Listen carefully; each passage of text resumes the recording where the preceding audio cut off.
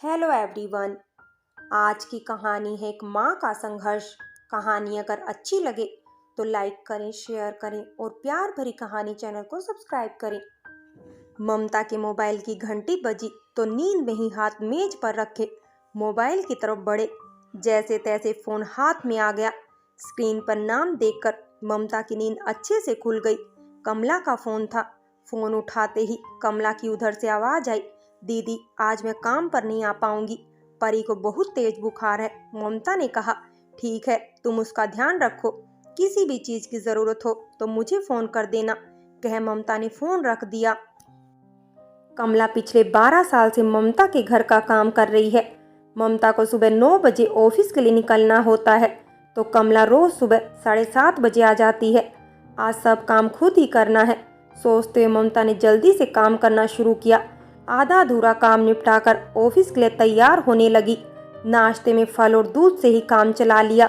आज lunch canteen में ही करना पड़ेगा, सोचकर ऑफिस के लिए चल दी। शाम को वापस घर आने में 8 बज गए थे। बिल्डिंग के बाहर ऑटो से उतरते हुए उसने गेट के पास कमला को गार्ड से बात करते हुए देखा। ममता को देखते ही कमला दौड़कर उसके पास आ गई। ममता ने भी कमला को देख राहत की सांस ली। ममता के पीछे पीछे कमला भी फ्लैट में आ गई। दीदी आप हाथ मुंह धो लो, तब तक मैं आपके लिए चाय बना लेती हूँ। सिर्फ मेरे लिए नहीं, अपने लिए भी बना ले, कह ममता हाथ मुंह धोने चली गई। ममता के वापस आने तक कमला भी चाय लेकर ड्राइंग रूम में आ गई।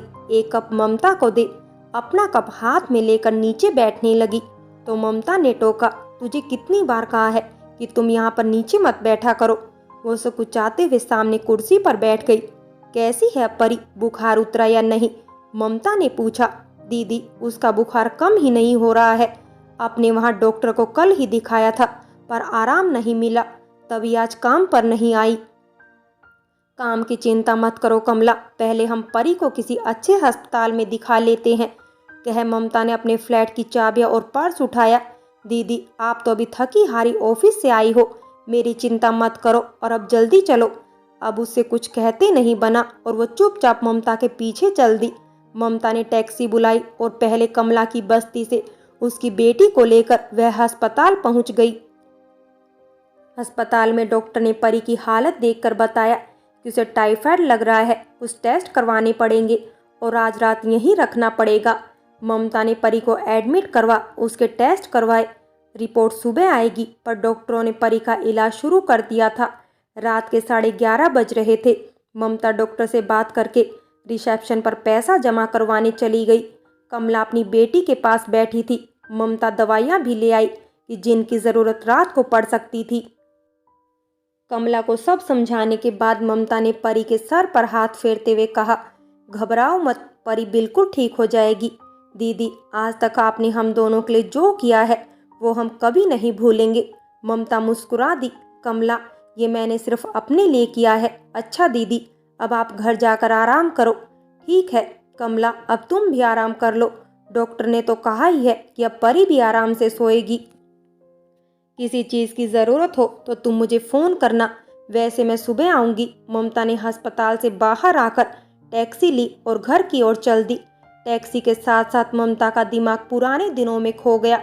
उसे आज भी याद है जब तकरीबन 15 साल पहले कमला का पति राम, जो उसके यहाँ ड्राइवर था, ममता के पति नकुल एक मल्टीनेशनल कंपनी में अच्छी पोस्ट पर थे।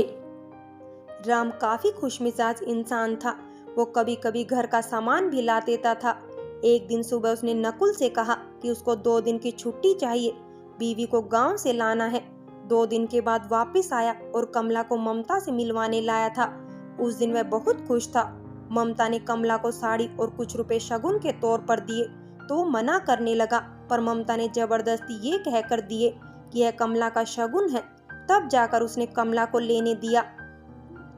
सब कुछ बहुत अच्छा चल रहा था। फिर एक दिन ऑफिस से आते हुए कार का एक्सीडेंट हो गया और उसमें न तो नकुल को बचाया जा सका और न ही राम को। ममता और कमला दोनों के लिए दुख का समय था। बड़ी मुश्किल से दोनों ने अपने आप को संभाला। नकुल के जाने के बाद ममता अकेली पड़ गई थी। उधर राम के बिना कमला को ससुराल में कोई नहीं रखना चाहता था और मायका उसका था ही नहीं। एक दिन रोते रोते कमला ममता के पास आई और बोली, दीदी अब मैं कहाँ जाऊँ, मैं माँ बनने वाली हूँ। ये पता चलने पर सास ससुर मुझे अकेला छोड़कर चले गए। ममता ने कुछ देर सोचा, फिर कहा कि तुम मेरे साथ रहो। कुछ ही दिनों में कमला ने ममता का पूरा घर संभाल लिया था। सही समय पर कमला ने एक प्यारी सी बेटी को जन्म दिया। ममता ने उसका नाम फलक रखा, पर कमला उसको अब भी परी ही बुलाती है। परी के आने से ममता का घर भी चहकने लगा। सारा दिन ऑफिस से आने के बाद उसको परी का साथ अच्छा लगता था। कमला और परी ममता की जिंदगी का भी एक हिस्सा बन गई थी। कमला ममता के साथ पूरे 2 साल उसी घर में रही थी और ममता ने उसको सब आराम भी दिया। अपने पुराने दिनों में खोई हुई थी कि टैक्सी वाले की आवाज़ उसको वापस इसी दुनिया में ले आई। मैडम, गेट बंद है, आपको यहीं उतरना होगा। ममता टैक्सी ड्राइवर को धन्यवाद बोल गाड़ी से उतरकर गेट की ओर बढ़ गई। फ्लैट में आते ही ममता अपने कमरे में पर्स बेड पर फेंक कर लेट गई। पिछली बातों को याद करके मन उदास हो गया था। आंखें बंद करके लेटी तो फिर परी का चेहरा सामने आ गया। ममता की बिल्डिंग में ही सुरेंद्र नाम का एक 25-26 साल का लड़का कपड़े प्रेस करता था। अक्सर कमला घर का काम होने के बाद परी के साथ नीचे चली जाती थी। सुरेंद्र को परी के साथ खेलना अच्छा लगता था। परी भी उसके साथ हिल मिल गई थी। सुरेंद्र कमला के बारे में सब जानता था। एक दिन उसने कमला से कहा कि वह उससे शादी करना चाहता है। कमला समझ नहीं पा रही थी कि वह क्या फैसला ले। ममता ने उसको कुछ दिन अपने ख्यालों में अक्सर खोया देखा, तो कमला से वजह पूछने पर उसने दिल की बात बता दी। तब ममता ने कमला से पूछा कि क्या वह भी शादी करना चाहती है। तब वो कैसे शर्मा गई, उसको आज भी याद है। ममता ने सुरेंद्र से मिलकर उसके और उसके परिवार के बारे में पूछा, तो सुरेंद्र ने बताया कि वह अनाथ है, उसका कोई भी नहीं है। सुरेंद्र परी को प्यार भी करता है। ये सोचकर ममता भी खुश हो गई। उसे तसल्ली भी हो गई कि कमला के भविष्य को लेकर। एक सप्ताह में सुरेंद्र ने अपने रहने के लिए कुछ दूरी पर कमरा किराए पर ले लिया। ममता ने दोनों की शादी एक मंदिर में करवा दी। परी को प्यार करने वाला पिता मिल गया था। ममता खुश थी उनको खुश देखकर। कमला अभी भी ममता के घर का काम करने आती थी और शाम को सुरेंद्र के साथ अपने घर चली जाती थी। कमला के चेहरे पर फिर से वही खुशी झलकने लगी जो राम के साथ गुम हो गई थी। 1 साल बाद कमला फिर मां बनने वाली थी। सुरेंद्र ने गांव के किसी दूर के रिश्तेदार को कमला की देखभाल के लिए बुला लिया था। ममता ने भी तो कमला को आराम करने की सलाह दी और कुछ समय के लिए दूसरी कामवाली को रख लिया था।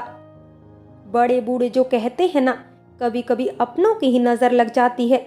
ऐसा ही कुछ कमला के साथ हुआ। कमला के परिवार में कहने को सिर्फ ममता ही थी, तो उसने सब रीत बड़े चाव से निभाए थे। बच्चे का नाम सचिन रखा। सचिन 2 महीने का हो गया था। ज़्यादातर समय सुरेंद्र के रिश्तेदार अर्चना के पास रहता था। अर्चना भी उसका पूरा ध्यान रखती थी। बच्चा भी अर्चना से पूरी तरह घुल मिल गया था। एक दिन अर्चना ने वापस जाने की इच्छा जताई। सुरेंद्र और कमला ने रोकना चाहा, पर वह नहीं मानी, तो कमला ने भारी मन से अर्चना को विदा करने की तैयारी की। 2 दिन के बाद जब अर्चना को सुरेंद्र बस में बैठाने जाने लगा, तो कमला भी तैयार हो गई साथ चलने को। पर अर्चना ने यह कहकर मना किया कि नहीं, तुम अभी बाहर मत निकलो। सुरेंद्र ने भी अर्चना की बात को सही कहते हुए कमला को रुकने को बोला। जाते हुए अर्चना ने कहा कि सचिन के साथ थोड़ी देर और रहने का मन है, तो कमला ने झट से बच्चा उसकी गोद में दे दिया। सुरेंद्र ने कहा, ठीक है, साथ ले चलते हैं, बस में तुम्हें बिठाकर हम बाबा बेटा घर आ जाएंगे। अर्चना खुश हो गई थी। वैसे थोड़ी देर की बात है, सोचकर कमला ने कुछ नहीं कहा। सुरेंद्र और सचिन को गए 2 घंटे हो गए थे, वो लौटे नहीं, तो कमला को चिंता हुई। पर यह सोचकर कि शायद बस आने में देर हो गई होगी, आते ही होंगे। जैसे जैसे समय बीतता जा रहा था, कमला की परेशानी घबराहट में बदल गई थी। उसके पास फोन नहीं था। पड़ोस की दुकान से फोन करने गई तो सुरेंद्र का फोन नहीं लगा। रात घिरने लगी थी। सुरेंद्र का अता पता नहीं था। ममता को आज भी याद है कि कैसे वह बदहवास हालत में परी के साथ घर आई थी। दोनों माँ बेटी का रो रो कर बुरा हाल था। ममता को देखते ही गले लगकर सब एक ही सांस में बोल गई थी कमला। ममता को कुछ समझ नहीं आया। उसने जबरदस्ती कमला को पानी पिलाया और आराम से बैठने को कहा। कुछ देर बाद कमला का रोना जब बंद हुआ तो उसने सब कुछ बताया। कमला बार बार यही कहती जा रही थी कि कहीं दोनों को कुछ हो तो नहीं गया। दीदी, मेरा घर फिर से तो नहीं उजड़ जाएगा। ममता भी कांप गई थी एक अनजान अंदेशे से, पर कमला को समझाते हुए बोली, तुम धीरज रखो, सब ठीक होगा। अब रात बहुत हो गई है, सुबह पता करते हैं। उस रात की सुबह भी बड़ी मुश्किल से हुई थी। सुबह होते ही कमला को साथ लेकर पुलिस स्टेशन में रिपोर्ट लिखाकर उसने और कमला ने बस अड्डे पर जाकर अर्चना, सचिन और सुरेंद्र की फोटो दिखाकर वहां की दुकानों से पता करने की कोशिश की, पर पता नहीं चला। टाइम निकलता जा रहा था, पुलिस के हाथ कुछ नहीं लगा। कोई एक्सीडेंट की खबर भी नहीं थी पुलिस के पास। कमला की आस कमजोर पड़ने लगी। ममता ने उसका कुछ मन लगा रहे, उसको फिर से काम करने को कहा। उसे 3-4 फ्लैट में फिर से काम मिल गया। परी का स्कूल में दाखिला करवा दिया था। सुरेंद्र, सचिन को गए महीने साल में बीत गए। अब कमला ने भी भगवान की मर्जी समझकर संतोष कर लिया था। कमला और परी ही एक दूसरे की दुनिया थे, पर शायद कमला के दुखों का अभी अंत नहीं लिखा था। एक दिन ममता की बिल्डिंग के गार्ड ने कमला को बताया कि उसने सुरेंद्र को अपने दोस्त के साथ देखा था, पर उसके कुछ बोलने से पहले ही वो चला गया था। कमला ने ममता को बताया, उसने तुरंत पुलिस इंस्पेक्टर को फोन कर दिया। वहां जाने पर गार्ड के दोस्त ने बताया कि सुरेंद्र से उसकी दोस्ती बस में हुई थी। वो काम की तलाश में अपनी बीवी और बेटे के साथ शहर आया था। उसको अर्चना और सचिन की फोटो दिखाई तो वह पहचान गया। उसने पुलिस को सुरेंद्र के रहने का ठिकाना भी बताया। पुलिस ने सुरेंद्र को पकड़ लिया, पर अर्चना और सचिन वहां नहीं मिले। सुरेंद्र से सख्ती से पूछताछ करने पर जो सच सामने आया वह इतना कड़वा था जिसकी उम्मीद उन दोनों में से किसी ने नहीं की थी।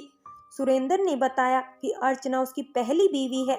शादी के काफी सालों के बाद मां नहीं बन पाई तो उसने सुरेंद्र को दूसरी शादी करने के लिए कहा, पर वह अर्चना से बहुत प्यार करता है और उसको बच्चा भी देना चाहता था। तभी उसको कमला के बारे में पता चला तो उसने पहले प्यार और फिर शादी का नाटक किया। सचिन के आने से उसका मकसद पूरा हो गया था। कमला पत्थर की तरह सुरेंद्र को देखती रह गई। ममता ने पूछा कि सचिन और अर्चना कहाँ है। सुरेंद्र ने बताया कि वह गांव में है। सुरेंद्र को लेकर पुलिस उसके गांव गई। कमला ने भी साथ जाने की जिद की तो ममता भी उसके साथ चल दी। सुरेंद्र के गांव पहुंचे तो देखा अर्चना बच्चे के साथ खेल रही थी। सुरेंद्र के साथ पुलिस और हमको देखकर समझ गई कि उनका खेल खत्म हो गया है। अर्चना ने सचिन को कसकर पकड़ लिया।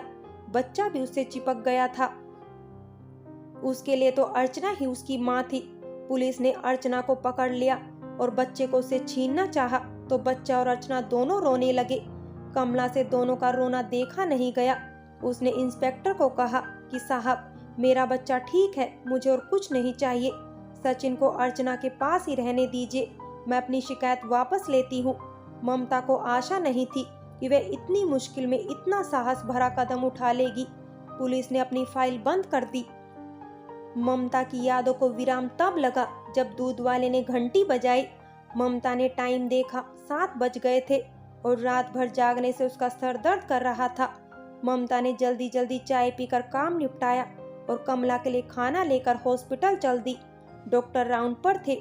ममता ने डॉक्टर से परी की रिपोर्ट्स और सेहत के बारे में पूछा। डॉक्टर ने बताया कि टाइफाइड ही है, इलाज शुरू हो गया है, बहुत जल्दी ठीक हो जाएगी। ममता ने ऑफिस से हाफ डे ले लिया था। वो कमला को कुछ पैसे देकर ऑफिस चली गई। शाम को ममता ने परी का हालचाल फोन पर ही ले लिया था। 5 दिन में परी की तबीयत काफी अच्छी हो गई थी। ममता उसको अपने घर ही ले आई थी। उसको पता था कमजोर परी को अच्छी खुराक की जरूरत है। कमला की आंखों में आज फिर आंसू थे। दीदी, सिर्फ आपने मेरा साथ कभी नहीं छोड़ा और कभी छोड़ना भी नहीं, कहकर ममता के गले लग गई। अब ममता की आंखें भी नम हो गई थी।